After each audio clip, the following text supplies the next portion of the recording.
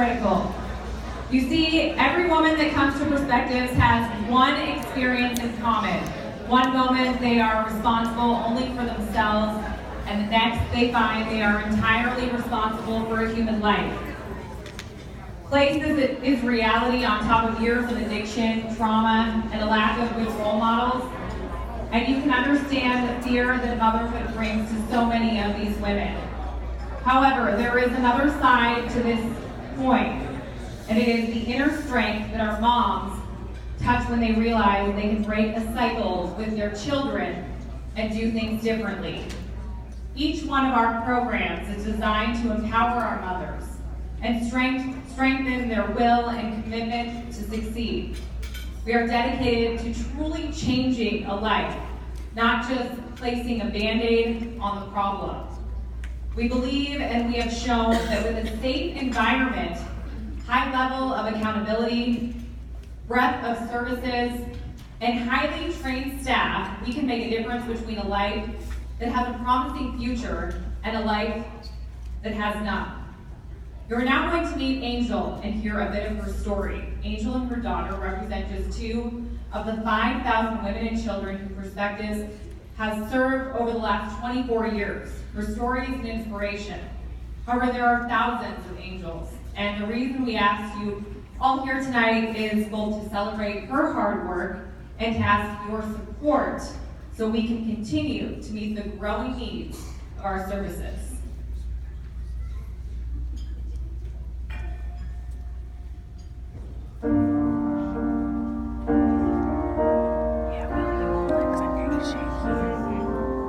Growing up in my household with my mom drinking and smoking pot and stuff like that, I was kind of like the primary caregiver for my sisters, taking care of them a lot. So I had to grow up really fast. There was always alcohol and marijuana around and things like that. So I knew what it was from a very young age. It started, with me smoking a little bit of pot and then alcohol on the weekends. When I did Oxycontin for the first time, I fell in love. It was just immediate relief of all stress, all worries. I just felt like I was on cloud 9. I got myself into a little bit of trouble with a felony theft charge. I ended up showing up to court, completely blacked out, stumbling, slurring my words, all of these things, and the judge right away was like, put her in jail.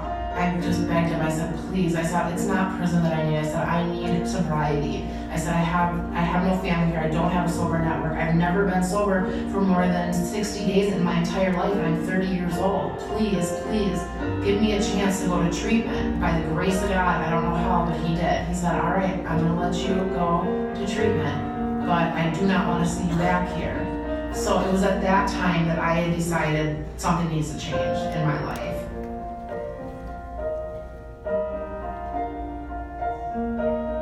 There was some guilt and shame about, carrying her and using drugs at a point when I, for a small time when she was inside of me, and also the shame and guilt that I'm gonna have this baby and we have nowhere to live. I get a call and it says Perspectives, and I'm like, oh. So I answer and she's like, hey, this is our tent. I didn't want you to have to wait all weekend because we liked you so much. We just wanted to let you know that we're gonna accept you and you can move in a few weeks. Finally, I get a chance to do this the right way and to have an actual house and make a nursery for my baby, and instead of living in this room in this homeless shelter, I couldn't believe it when we walked into my apartment. It was fully furnished. It was beautiful. I remember telling people for months afterwards, furnished doesn't say enough. Not just couches and beds, and there was linens. There's cleaning supplies, brooms, toothbrushes, toothpaste, towels, anything that you could need, pots and pans, dishes. And I just was so amazed and just feeling so, so, so blessed.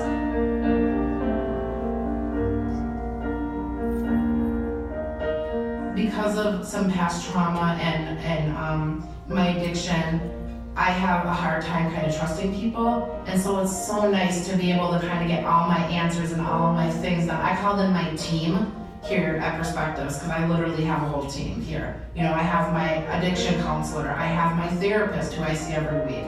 You know, the job counselors are here. You know, you have the building manager that takes care of the property stuff, and you know what I mean. So it's like no matter what it is, it's only one number. They're not just dealing with my housing here. It's my housing, my living environment, nutrition, my addiction, my therapy for my mental health. Becoming a mother completely changed who I am. I mean, for once in my life, and I don't know how many times I've told people this, I finally feel like I have a purpose. Being a mom is the most amazing feeling, and before I felt like I didn't have any love coming in, and my only love going out was to the drug. To wake up and see her smile in the morning is better than any high I've ever had in my entire life.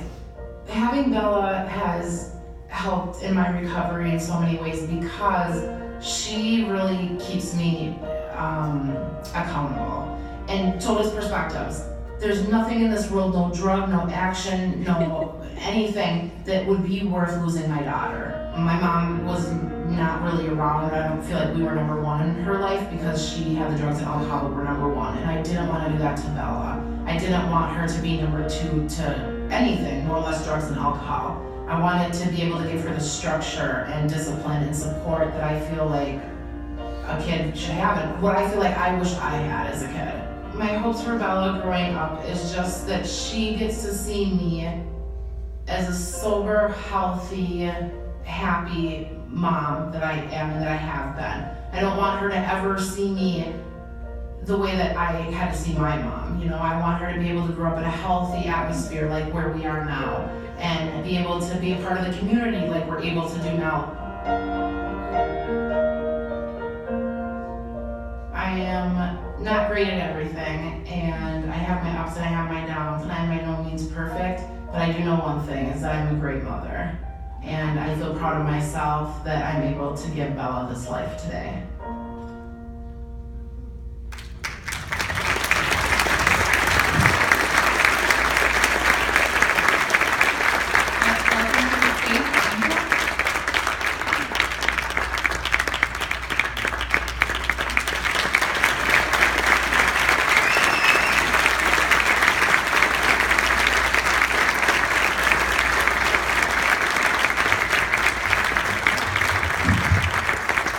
So please again, just welcome our wonderful resident of the year, basically, Angel.